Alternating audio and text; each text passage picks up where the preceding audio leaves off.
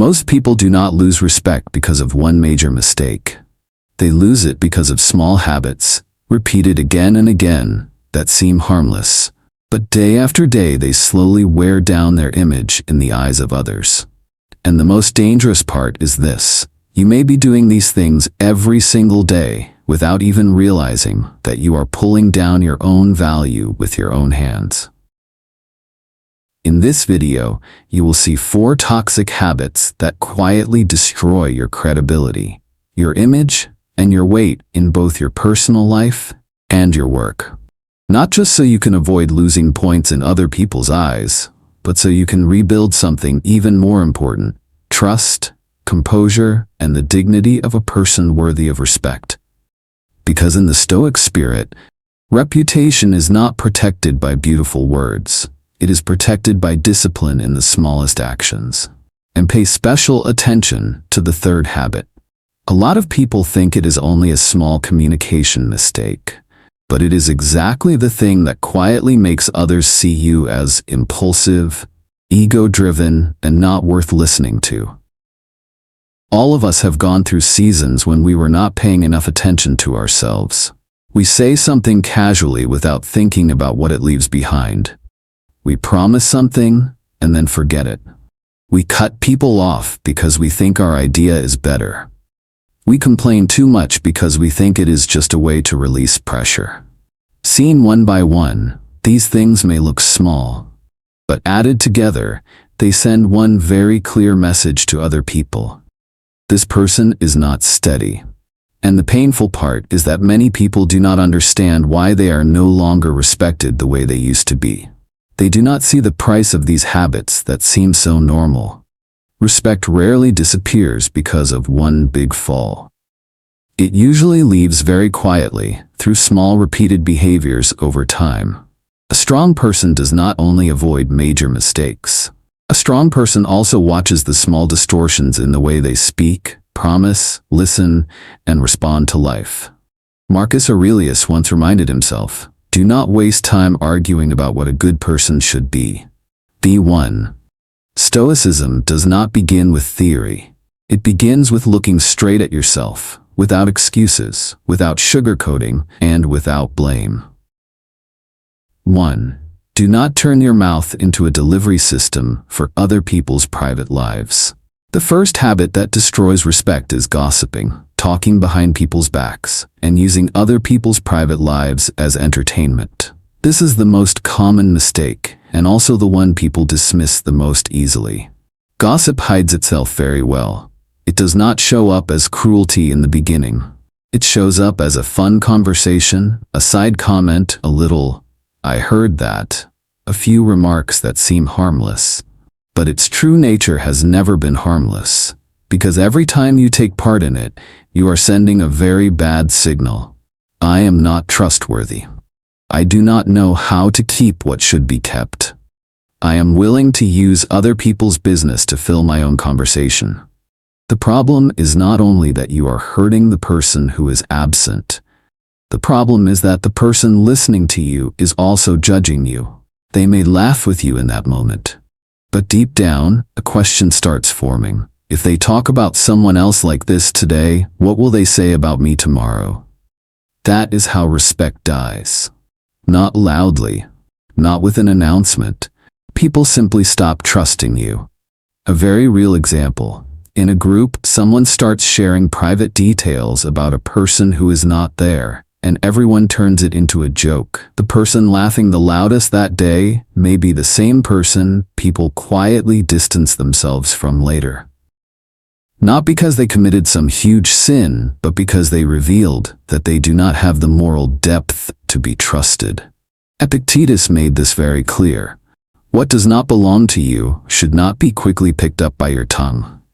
The Stoic understands that speech does not only reveal thought, it reveals character.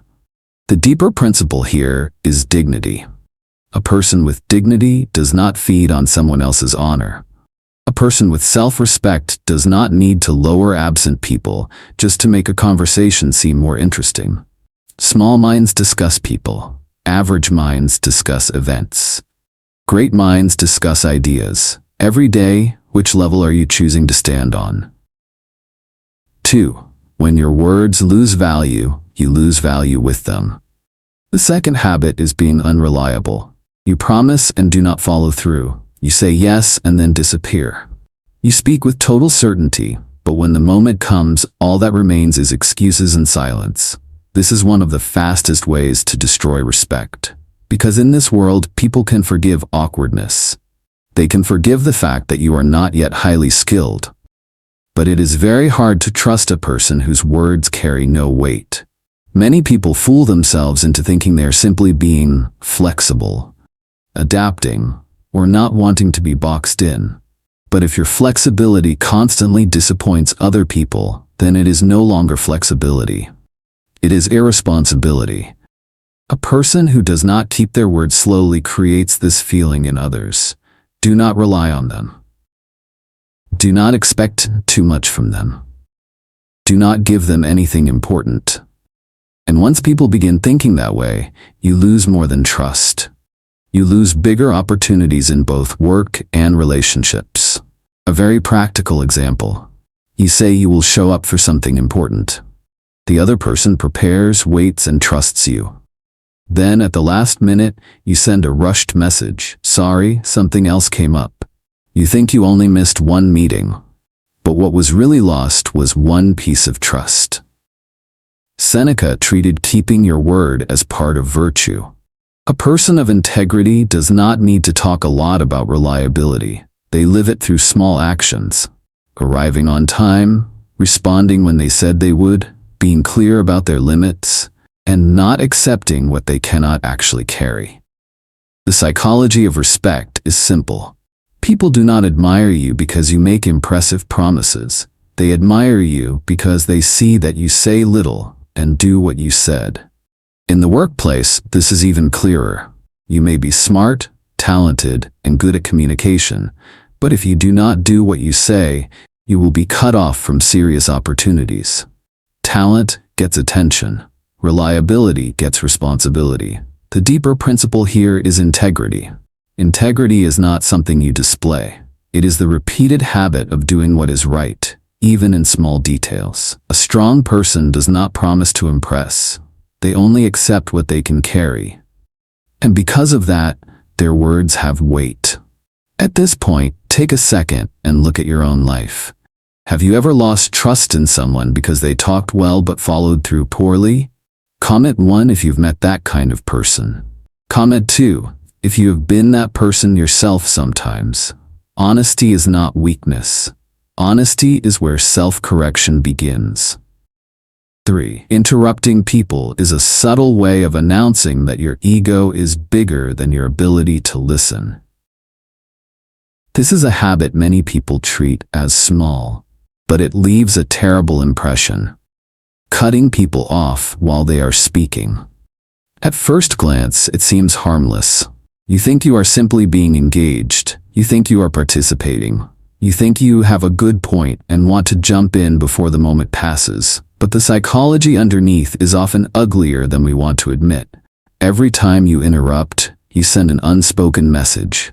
What I am about to say is more important than what you are saying. And if that keeps happening long enough, other people begin to feel something very clearly. You are not really there to understand them. You are only waiting for your chance to insert your own voice. Many people are not bad-hearted, but they fall into this habit because of anxiety, competitiveness, or an urgent need to prove themselves. Especially at work, people interrupt to appear sharp, fast, and strong-minded. But what is the cost? You end up looking less composed, less deep, less able to make room for another person. A person who listens all the way through always feels stronger than a person who talks nonstop. Because listening requires inner strength. Interrupting usually only requires impulse. Example: in a meeting, someone is still presenting and you keep jumping in with, "What you mean is, no it should be, let me say it faster." You think you are helping the discussion move more quickly, but other people simply see you as disrespectful and too full of yourself. Epictetus said, "We have 2 ears and 1 mouth for a reason." Listen more, speak less. That is not polite small talk. That is a principle of power. The person who knows how to stay silent at the right time carries more weight than the person who always has to jump in just to feel visible. The deeper principle here is presence. Real presence is not about dominating the room. Real presence is being steady enough that you do not need to grab the microphone in every conversation.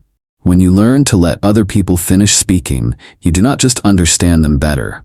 You make them feel respected. And that is a rare kind of strength. 4. Complaining too much is how you turn yourself into a burden.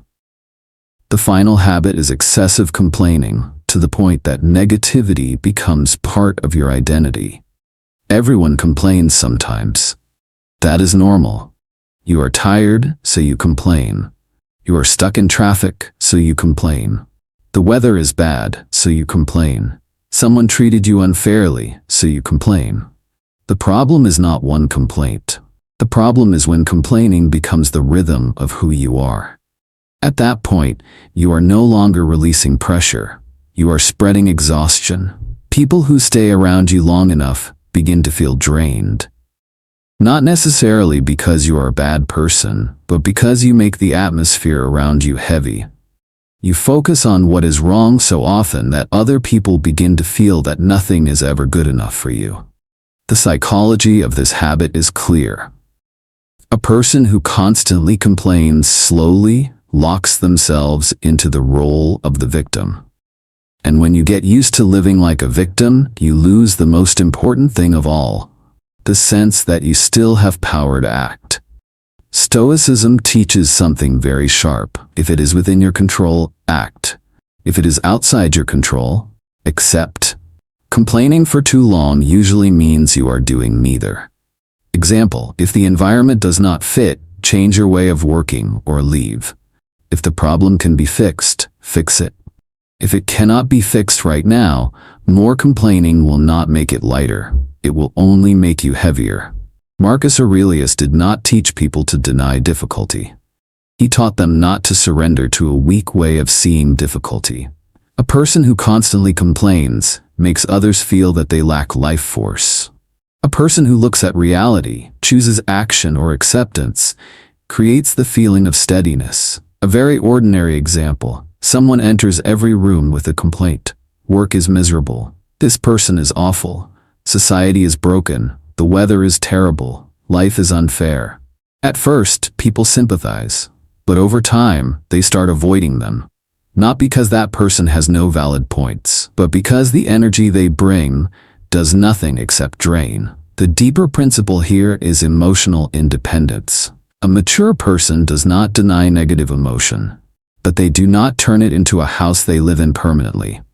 They observe it, process it, act where they can, and move on. No one respects a person who is always drowning in complaint.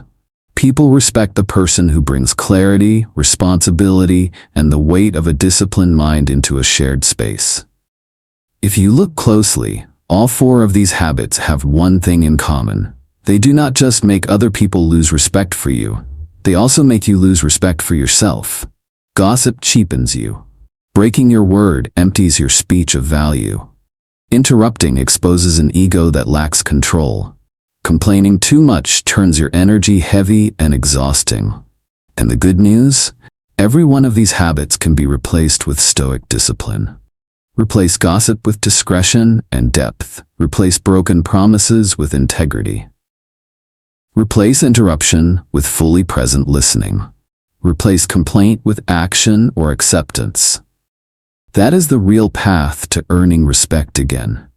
Not by forcing other people to admire you, but by becoming the kind of person who naturally makes others more careful in how they look at you, how they speak to you, and how they place their trust in you.